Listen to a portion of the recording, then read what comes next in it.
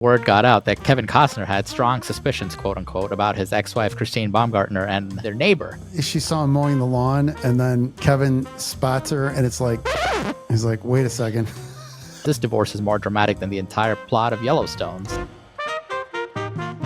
Hey, it's Rafe Palmer and Rahul Iyer back again for another episode of the I Just Want This Done Divorce podcast. Thanks for joining us. We know you're going to enjoy this show. Rahul, how are you doing? Hey, great. A lot of awesome topics today. A lot of stuff happening in the divorce world, and we're excited about it. Yeah, we're fully loaded and ready to go here. So let's talk about this Tyreek Hill divorce case situation. What's going on with that? Yeah, absolutely. Tyreek Hill. So for people who may not know, Tyreek Hill is arguably one of the best, if not the best, wide receiver in the NFL. He plays for the Miami Dolphins. He married to his current wife, Sofia Vergara, and they were married about early November of 2023, so about 2 months. And so then this article comes out. There were some news talking about how he had filed for divorce around January 22nd, and then 8 days later, January 30th, he goes ahead and dismisses the divorce petition. So it's like, what's going on here? Yeah, why was that? Exactly. So he's out in Florida, Broward County. He basically said that he was thinking about a divorce. He was speaking with his divorce lawyer, but he actually never gave them the green light to file his divorce.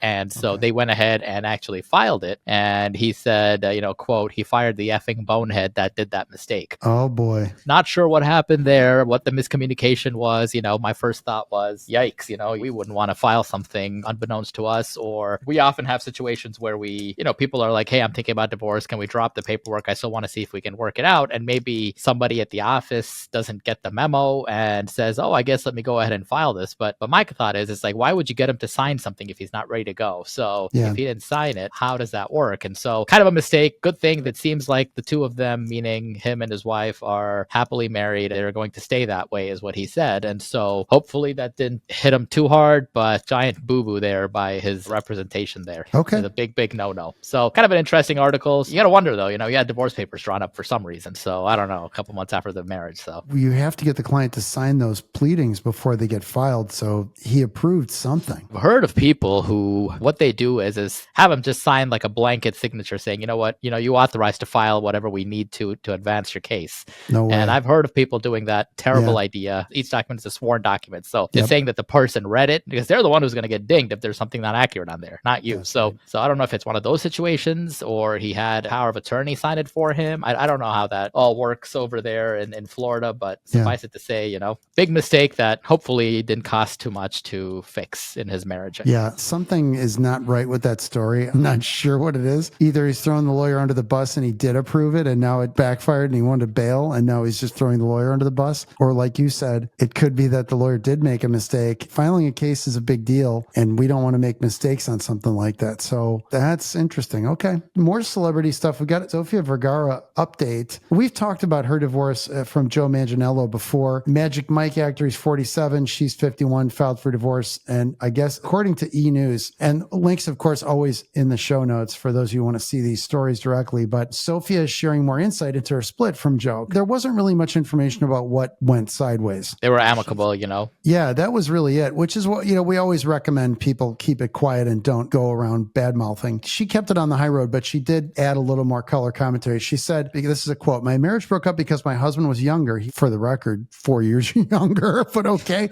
He wanted to have kids and I didn't want to be an old mom. She recently told Spanish newspaper El País, "I felt it's not fair to the baby. I respect whoever does it, but that's not for me anymore." Well, I understand that if he wants kids and she doesn't, that's a fundamental values difference. Sofia shares a son named Manolo with her ex-husband, Joe Gonzalez. She's ready for a different chapter. Yeah, she's in her 50s and she wants to have fun probably, and she's kind of over having kids. She said, "I had a son at 19 who's now 32. This is her talking. I'm ready to be a grandmother, not a mother," she continued. "So if love comes along, he has to come with his own children. I'm almost in menopause. It's a natural way of things. When my son becomes a dad, let him bring the baby to me for a while and I'll give it back to him and go on with my life. That's what I have to do." This is a valid point. This is a major values difference and something I'm talking about in my draft book I'm working on now. People think, well, we can get married, and you look on their surface and say, well, they're in the same stage of life, 47 and 51. Well, this guy's had kind of a delayed adulthood. And Manganiello, he can have kids until he's 85 years old if he finds a lady willing to have children. So he's in a phase of life where he maybe wants to have kids now, and he's had his fun and games. And now she's done. She's over it. She had a kid when she was 19, and now she wants to have grandchildren, and she's already gotten over that whole thing. They're in very different phases of life. So these are those important conversations to have with a spouse or future spouse to say, do you want kids? When? What do you think about that? You know, obviously these folks didn't have that discussion, or sometimes people talk themselves into a narrative that is maybe either things change and the guy has different feelings. Maybe initially he thought, this is great. I'm married to Sofia Vergara. This is amazing. And it's so much fun. And then he realizes, I really want to have kids. Could be, or they just didn't have the conversation. But in any event, unfortunately, they're getting divorced. You know, I guess there's no children getting hurt in this situation. And, you know, if you do the math, right, if she is 50, I mean, they're only 4 years apart, but she'll be almost 70 by the time this kid is actually even, quote unquote, emancipates. Is 18, she's going to be 68. She's right. It's not really fair to the kid to have like a really super old mom who doesn't really want to have another child in the first place and just kind of feels like she has to go through the motions. So I think that's absolutely a valid consideration, and good on her to be open about it instead of sort of being resentful and kind of just pushing through it. They were married 7.5 years, and the breakup made headlines. She said, as part of being a celebrity, she didn't know how the headlines would turn out. You know, she knew it would be in the press, but she didn't know. And she said, actually, it turned out well. She said the press was very respectful. So, and part of that was she and Manganiello didn't give him any grist for the mill. They didn't feed the monster, which I think helped her out in the long run, and Joe. So yeah, so interesting, you know, a little more there than the usual. And I think that's a very honest statement by Sofia to say, you know, I wasn't prepared to meet his needs at this point, unfortunately. She had that long, protracted legal battle with the whole surrogacy issue years ago as well. So I know she's sort of a little gun shy with the publicity and all that, you know, being in front of everybody. And, you know, when she had possibly wanted to do IVF and then didn't want to anymore. I mean, so this whole having a baby thing was probably broached by her. So I wonder, you know, if that was something that the two of them had discussed prior to getting married, and maybe he was hoping she would change her mind and she didn't. And, you know, you never know. So I'm not aware of this. There was the IVF with her previous husband. No, the Nick Loeb, I believe, or Leb, and that was her ex, I guess, just boyfriend. They were engaged until 2014 when she ended the engagement. Okay. And later then married Joe Manganiello. They were fighting about custody rights to frozen pre-embryos they created while together. Okay. That was kind of played out in the media and in court in multiple jurisdictions. And I think maybe episode 2 or 3, I think we discussed that in some detail. I think we mentioned, I think we talked about that a while ago. If you guys are curious, go back and check it out. Yeah, we have a previous episode, I think, where we discussed some of the details on that when we started talking about Sofia's divorce. She's probably just over it at this point. Like, I don't want to have any more kids and deal with it. She's 51. You were going to talk about Costner, and we've talked about Kevin at length and his prenup and how we're fans of prenups here. So we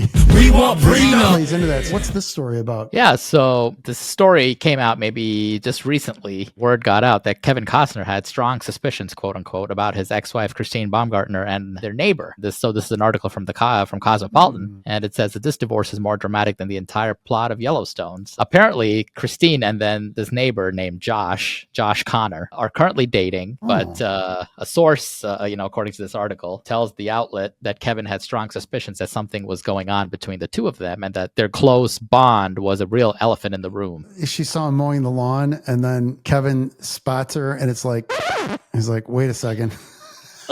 That's good. We got to try our new sound effects. She was being spotted with Josh before finalizing her divorce from Kevin. The insider says the relationship went from platonic to romantic, quote unquote, relatively recently. And Christine doesn't think Kevin has anything to complain about. Josh has been Christine's rock throughout the divorce ordeal. If Kevin has a problem with that, that's on him, was this quote. Interesting, kind of now that they're all divorced, people still want something to talk about. So they're sort of trying to unravel what may, should, or would have happened or could have happened. And, everyone likes to get eyeballs on their website and so on and so forth. So maybe there's speculation. Shout out to Cosmopolitan Magazine for the article. And we come across these things in our research for the show. And this one I had to talk about. It's an app called Celebrity NDA. And I saw this thing come up in my feed. And I was like, what the heck is this? What this thing does is apparently if you're a celebrity, and I'm only a lowercase c Z-list celebrity, so I don't know about this. But apparently with celebrities, a problem is if they're going to become close with somebody or have a relationship with somebody, then obviously they don't want people running around blabbing about their personal life or spilling the beans about stuff they're doing with them or whatever. And so apparently this app has become popular with like sports players and celebrities. And it's basically a way to have somebody sign a non-disclosure agreement. That's what an NDA is. It's an agreement to not talk about stuff you learn about a celebrity. It's an app that lets you have somebody sign on your phone and verify it's them. And it even has video on both sides, like both cameras are going to like show that there's consent and everything and that they're signing it and all this stuff. So you get like the verification that it's the actual person, so they can't claim it isn't them. And then it's a full legit NDA and they sign it on the phone, and then a copy goes to both people and all that stuff. So for a celebrity, people who don't understand that life, privacy is really important. If somebody wants to go to their house and maybe there's a sexual relationship or they just hang out with them or whatever, the celebrity needs to be very careful about their public image, obviously, and sharing details about their lives with the public. They make people sign these agreements. And if they're done right, they can be binding. So this company's created an app to do this so the person doesn't have to sign a piece of paper and make copies and all that jazz. So even when they're on the go, if they're traveling and stuff, they can have somebody sign this thing on the phone and get a copy. I just thought it was funny. I guess it was like featured in USA Today, a couple other things in it. The website says, simplify your busy life, protect your future. NDA includes confidentiality agreement with ADR clause, that's alternative dispute resolution, and a watermark seal. Time saver, create NDAs in less than 2 minutes. I guess if you're in a hurry to get that NDA, privacy and protection, safeguard yourself from the era of social media and negative publicity. So that makes sense. Elite features, video record technology, carefully crafted non-disclosure agreements to suit the needs of high profile and UHNW. That means ultra high net worth professionals inside and outside of business. So these guys figured this issue out. They have one in Spanish and the original one in English. And there's also some kind of event NDA. So if you're having a larger event, you can have people sign in en masse to this thing. There's also an estate NDA option available on original application, provides paperless solution for high net worth estate management. So these guys are really kind of interesting. It looks like a very well-designed thing for what I can tell. The celebrity NDA event is great for your next party or gathering to 250 guests. Now check this out. Uses QR codes for quick NDA signing. So if you're a baller and you've got your big house, you want a big party, people come in the door, you sign that NDA, nobody talks about nothing when they leave. So it's the modern world, baby. Everybody's suing everybody. People are blabbing on social and,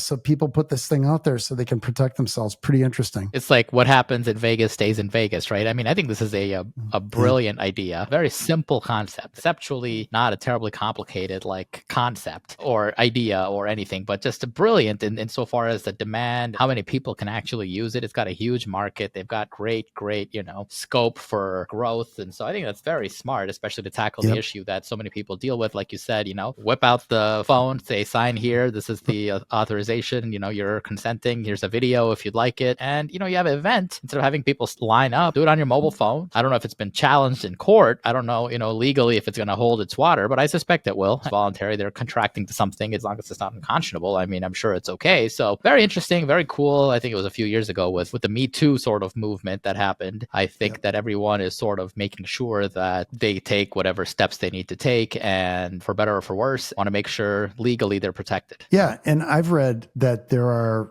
celebrities or sports stars that, speaking of that, if they're going to have a sexual relationship with somebody, they're like filming the consent. They're like, you're going to shoot a video and I'm keeping it private. They agree. I'm not giving it to anybody, but you're going to shoot a video saying this is okay with you and you know what's going on here, because these guys and ladies can't afford to get in trouble. And it's like a shakedown, right? They'll say, okay, we won't say anything, but give us $10 million. Sort of like, okay. And then it's like, oh, you forced me to sign that. Your security put a gun on my head and said, if I didn't sign it, I'm dead. Whatever the case might be. But generally speaking, though, they feel like they have to do it now to protect themselves. So I think this is a cool app. We want to talk a little bit about prenups and postnups because there is not enough talk about them in the media. And I don't know that people fully understand how they work and what they do necessarily. And also right now, there's a lot of focus on divorce season, and January is supposed to be like divorce month and more people are filing for divorce, etc. Yeah, true. But I like to say it's prenup season because people getting married in spring and summer need to be getting their prenups done now. They should have been talking about it months ago, honestly, but definitely they have to get moving now if they haven't been, because the last thing you want to do is have a conversation about your prenup 2 weeks or a month before the wedding and the venue's already booked. The bridesmaids already bought their dresses and stuff, and everybody's committed to tickets for the destination wedding. And you've got all this additional pressure now on top of you, in addition to the stress of getting married, right? So we want to run down the difference between prenups and postnups. We want to talk about kind of pros and cons. Also mention a little bit about what we call the poor man's prenup or poor person's prenup. Give you an idea of how they work. So Rahul, why don't you talk first, if you would, about what a prenup is, and then I can talk about what postnups are in contrast. Yeah, absolutely. And this is a good tie-in because we just mentioned a little while earlier as well about Kevin Costner and his prenup and how we love prenups. So prenup, or a prenuptial agreement, also known as a premarital agreement, is essentially a contract between two parties who are contemplating a marriage. Purpose of it, it's not required by any means, but it's a good idea because the purpose of it is to essentially allow the two parties to rewrite how divorce laws in their jurisdiction would apply to them. It's a way to sort of contract out of what the standard go-to is for divorce and rather agree to a different set of standards or guidelines in the event that their marriage ends either through a divorce, a legal separation, however otherwise it might be. The goal of a prenup essentially is to distribute or divide assets and liabilities, making provisions for how property acquired during the marriage, before the marriage, etc., will be divided, providing for or discussing what happens with something like spousal maintenance, also known as alimony, providing for who pays for attorney's fees, things like that. Things you can't contract for in a prenup are, if you have kids, what happens to the kids? Who gets custody? Who gets parenting time? You can even go so far as to suggest what we've called in previous episodes the quote-unquote poison pill, which is you challenge the prenup and you lose, you're paying everybody's attorney's fees. Costner divorce famously had that poison pill, which we've referenced previously as well. And I think it's a wonderful tool for parties who wish to resolve all their possible differences that may occur, or fights that they may get, or arguments that they may face before everything. So they go into the marriage knowing what the outcome is. So they're all basically in for the marriage and not in for what they may or may not get. One thing that unfortunately we see more often than not is prenups may get challenged that don't have these poison pill provisions. In some states, they may not be enforceable, by the way. Right. Always talk to an experienced divorce lawyer in your jurisdiction to get advice on a prenup. And by the way, along those lines, we're not a fan of the real estate lawyer who will give you a prenup for $500 kind of thing. The problem is that person's just going to pull a form out and fill it in and tell you you've got a prenup. It may be binding, but it may be missing 50% of the stuff that you want to have included in there. And it also might not include the disclosures that you need in order to make it enforceable. The 2 weak spots of prenups typically, and this is certainly true for Illinois and probably true in the other states, but again, consult with an experienced divorce lawyer in your area. But the two weaknesses are a failure to disclose assets and liabilities, income and expenses. So, full disclosure of your financial situation. And the other thing that can happen is if there's evidence of undue duress. That's not just duress. So duress, people will say, well, I was under undue duress because I was getting married in a week. That in and of itself is not considered undue duress. There's all kinds of case law interpreting, and this is state by state, so it varies. But the idea is the pressure unfair or above and beyond? So is it unreasonable? Were you forced to sign it because there was some threat made or implicit threat or something that was serious? And what would a reasonable person think in that circumstance? So those are the two weak spots. One of the elements of duress is, or one way you can show is I was pressured. I didn't have a lawyer. They just told me to sign it and it's a day before the wedding. It has to be extreme though. It can't just be they told me to sign it or we're not getting married, because that's the consideration for the prenup. That's not a threat. That's a reality. So right. It's not enough pressure to say, well, they told me we wouldn't get married if they didn't sign it. That's the deal. That's how it works. That's the point. The thing that is true, though, in a lot of these cases, in divorce cases we run into, lawyers will sort of take a shot at challenging the prenup, even though they shouldn't, even though they really don't have a good leg to stand on. They will take a shot at it just to try to position and try to do better in the divorce case. They will, in my opinion, make a bogus run at the prenup when it doesn't warrant it. Unfortunately, people do get their day in court and they can try to challenge it and have a court enter what's called a declaratory judgment to say that, yes, this prenup is valid and would be binding on this divorce case. Most of those efforts are in vain.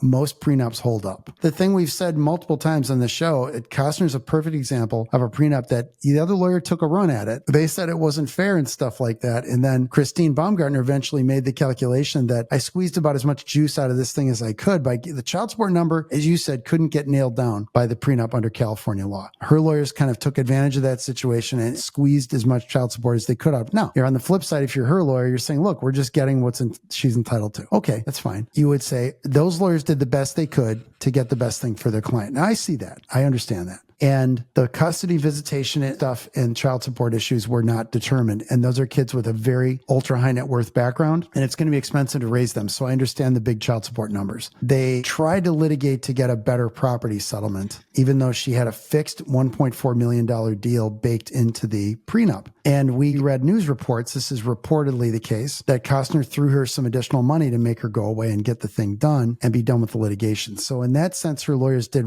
very well for her by trying to squeeze a little bit more out of that deal. And absolutely. And we've always said, right, like there's a lot of critics for prenups and they say, oh, they don't work, yada, yada, yada, don't get a prenup. I mean, we are very strong believers of prenups. It's sort of silly to say it this way, but there's a reason celebrities and ultra high net worth individuals, they get prenups because it works. People would say, well, if you say they work, in Costner's case, it didn't work. No, it did. No, it worked well. It worked extremely well. Yeah, it limited his exposure tremendously. He is a multi-hundred millionaire, and he ended up being out 1.4 plus million plus legal fees, whatever extra he gave her, plus the child support, which he's going to have to pay anyway.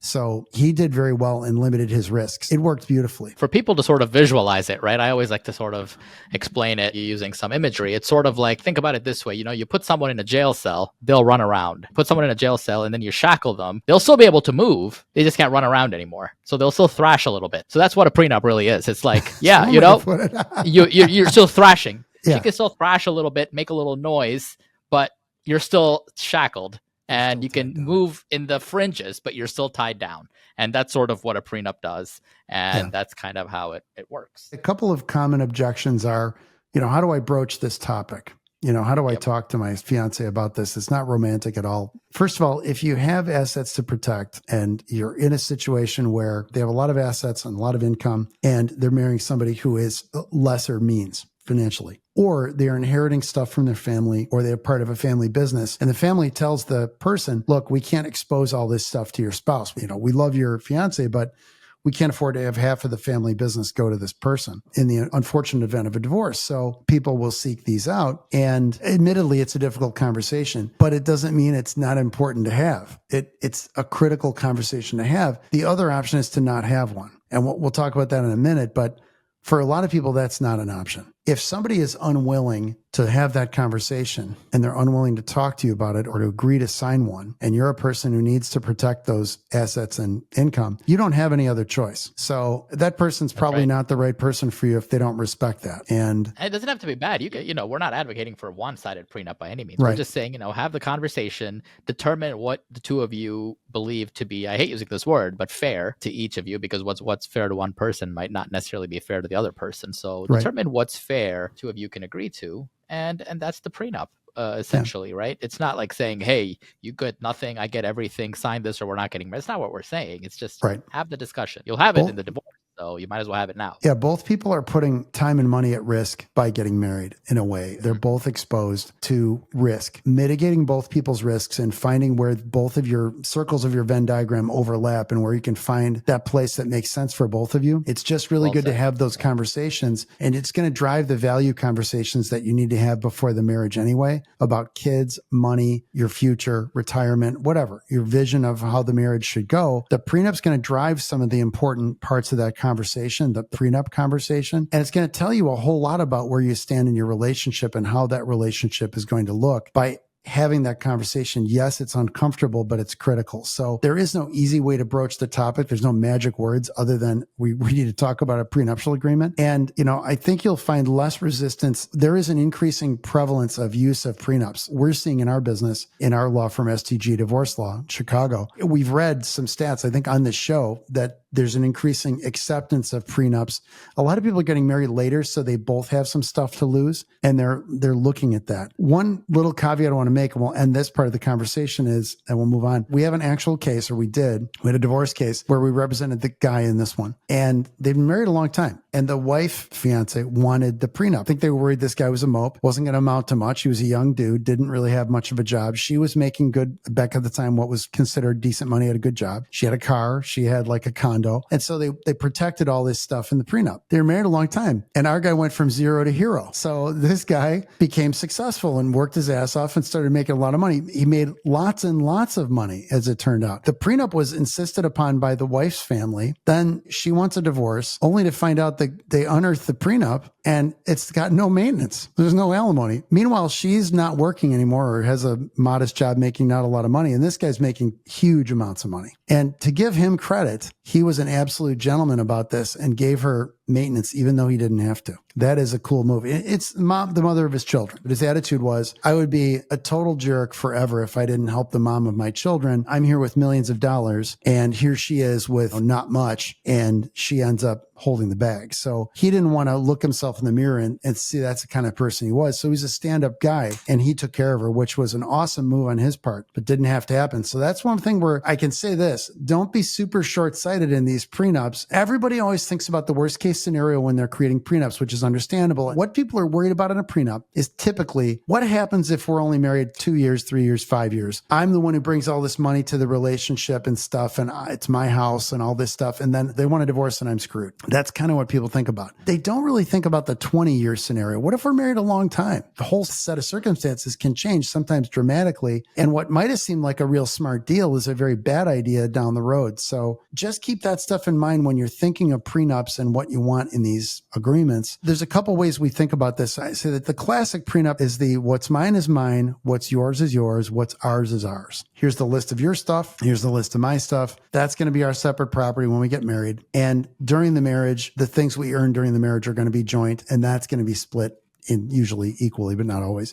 And when we get divorced, and then maybe there's some provisions with support or maintenance and a couple other things. So that can be a challenge because there are other things you can do in a prenup. You can designate that the property defaults to separate property and isn't joint property unless you say so. And that's pretty popular too. People will say, well, if I buy something, it's mine. If you buy stuff with your money, it's yours. And we're basically keeping our money separate unless we put it in a pot together. You have a lot of different permutations. Yeah. So there are lots of options to talk with a lawyer about. Just understand, try to keep a big picture view of this whole thing. When you're discussing this with a lawyer and with your future spouse, understand what all the options are before you jump into these things. And just understand a simple prenup may not be the thing that's best for you in your situation because everybody's mileage varies. Oh, it's very fact specific, like you said, and LegalZoom won't cut it typically. I'm not saying anything bad about LegalZoom. I'm just saying it might work for some people. It might not work for others. So you want to make sure you do your due diligence before you use an app if you don't do it all the way in, et cetera. So in fact, we had a gentleman hire us who wanted us to review one created by one of the online sites. And we did. And there were several things we talked to him about that weren't in the agreement that he just hadn't considered because the app doesn't talk to you about all this stuff. It was a fine basic prenup, but it was missing several things that he could have added and things he hadn't thought about just because the app is not going to talk to you about all this stuff. So I imagine with AI and everything, these will improve, but it's cheap to talk to a lawyer about this. I think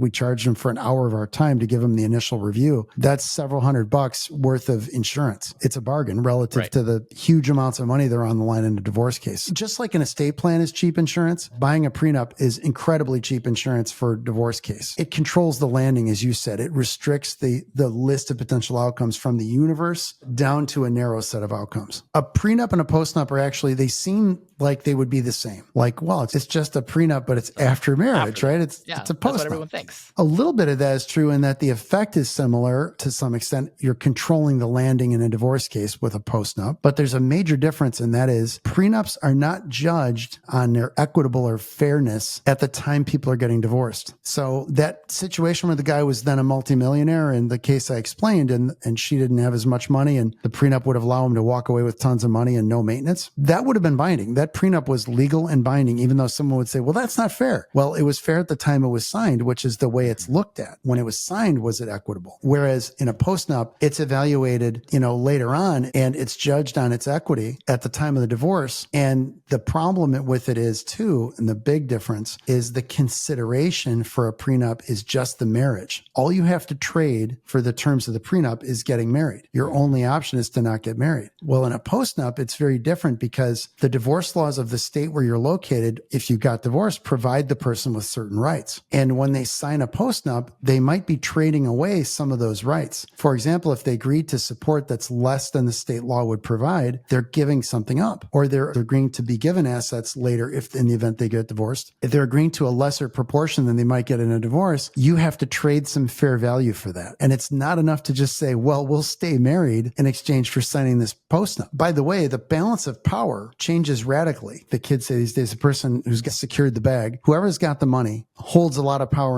with the prenup, because if the other person doesn't sign, we're not getting married. Of course, that's how gutsy they are to not get married. It depends. But with a postnup, the other person is holding the power because they don't have to sign the postnup. There is no incentive other than the threat of the other person to go through with the divorce. It's a very interesting balance of power shift that happens with a postnup, and they are much more tricky than a prenup. You can't just go get a form one. It's just like negotiating a divorce marital settlement agreement. All the same work is involved in the discovery and all that kind of stuff, only you're not divorced yet. It's an agreement that will drop into place in the event of a divorce, with the added issue that's not in a prenup of governing what you do with finances while you're still married. So there are really two parts to a typical postnup. That is, how do we deal with things financially while we're married? What do we do if we get divorced? So there are major differences, and postnups are typically far more expensive than prenups because they're basically divorces without getting divorced. So I've had some experience with postnups, absolutely. I've had a few where they wanted to sort of get this mini divorce done in a postnup world. And again, the conversation's a little different. Sometimes they come in and it's sort of like a postnup, sort of like not a postnup. They're like, hey, I'm going to buy this parcel of real estate. My wife and I have agreed that in the event of a divorce, she's going to waive any interest she has in this parcel of real estate, but everything else is still on the table. Can we get a contract written up for something like this? You have to craft it in a way which is legally sufficient and meets the standards of just a very narrow postnup for one issue. But right. Beyond that, though, it's sort of one of those where you don't see too many of those. And typically, it's just that. If you're talking about a postnup, it's either because you feel like you're coming into money. And like you said, the person in a prenup who holds the bag or has secured the bag is the moneyed person. In a postnup, it's the other person. Don't get married thinking you can always enter into a postnup later, because it's totally different. You mentioned consideration, Rafe. What kind of consideration? Does that mean they write them a check, or do they make provision for the other side in a postnup? Like, how does that consideration work? That's a great question, and I missed talking about that. Like we said, in a prenup, it's just getting married is right. Enough. In a postnup, basically, if you put provisions in the agreement that are fair and balanced, that show a trade of value for whatever is in the deal. So basically the deal has to be equitable. And as long as it's equitable, that gives you some leeway. Then a court will agree with it and think it's valid and binding. They take different shapes and sizes. I did a very large one several years ago. This is someone with very large estate. In that case, the wife wanted control over half of the assets. Basically, she wanted a financial divorce. Ultimately, they agreed to stay married if they got a financial divorce. So in this case, it was interesting because they front-loaded the division of money. So they divided their assets, and they said, well, they divided a large chunk of them. So a third of the money went to her, a third of the assets went to him, and that was considered their separate property. And a third of the assets stayed in the marital pot, and they used that to pay their bills. They had an agreement that they would share their bills equally. And in the event of a divorce, the stuff in that middle pot,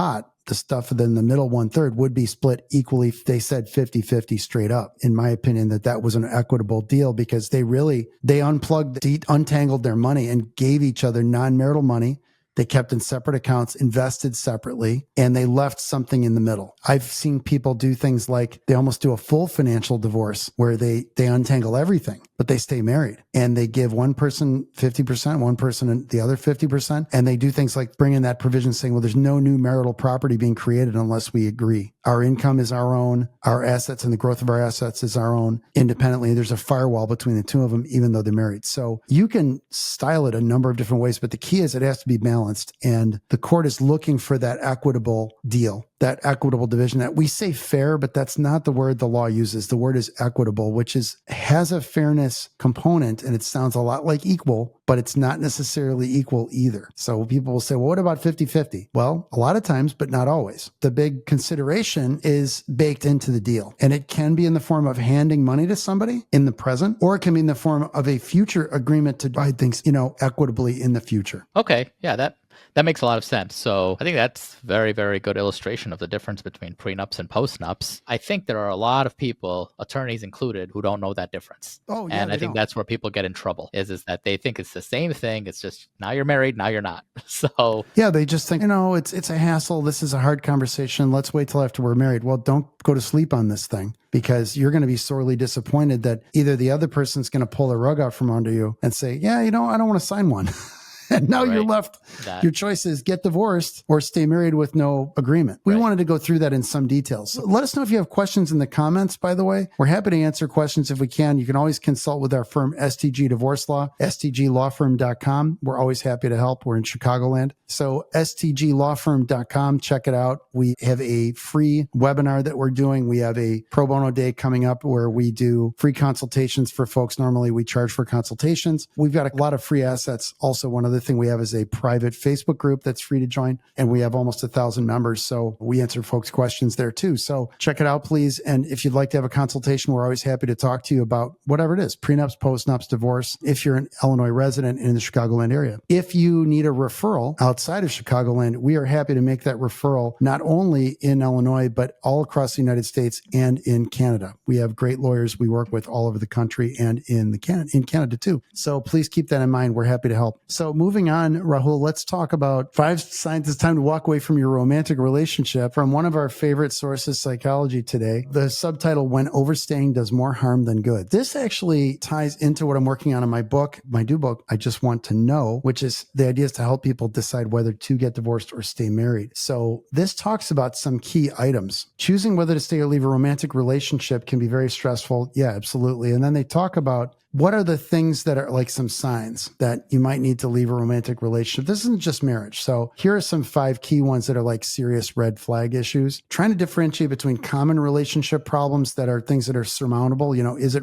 something you can resolve, or is it insurmountable? Is it something that is a obstacle that you're not going to get over? One is a compulsive need to be perfect. Anybody involved with a narcissistic partner or somebody's very selfish is likely to experience a compulsive desire to be perfect for their partner. They might face body shaming, who gives them looks of disapproval or disgust surrounding their body, style of dress, or hairstyle. And this is something where they're talking more trauma-related narcissist stuff. So your mileage may vary, but if you're feeling like this all the time, it's a sign you're in a problematic relationship. And by the way, there is no substitute for talking to a counselor or, relationship professional, a coach or psychologist or a counselor about this, because having that neutral voice to talk to you about these issues is critical. Just talking to your friends or your family isn't going to be enough. They're not going to give you that unbiased view and the trained, educated view that an experienced professional will. And a lot of these folks are covered by insurance, by the way, folks. So you don't necessarily have to come out of pocket. Number 2, the relationship is trauma bonded. Trauma bonded relationships. This is an interesting term that I haven't heard before. I would call them tumultuous relationships or stormy relationships. These are identified by intense highs and lows, high levels of makeup to breakup patterns, abuse, infidelity, boundary violations, narcissism, coercive control, and upheaval. So there's this lot of drama, like excitement, and then real negative stuff going on. And so there's unprocessed trauma, attachment, wounding, not having authentically healthy relationship. These people are stuck in this toggling of on-off drama. They get glommed onto each other in that negative type relationship. They might insist that it's love and that it's like so powerful that they know it's true love, but they struggle with dependency on the other person for basic needs or to feel normal. So, that's not healthy when you're in this weird sort of symbiotic love-hate cycle. So that's what they're talking about in this. And they say many people end up overstaying in a situation that's bad for their emotional health and often their safety. Number 3, you're in it for the wrong reasons. Many people struggle with being alone. They're together just to be together, right? And we've all done this. We've dated somebody just to say we're dating somebody. We were scared of being alone. So we stay in a relationship or we get in one that's not good in order to not be alone. And you can get in a compulsive situation where you're that kind of person that we know people like this who are always in a relationship.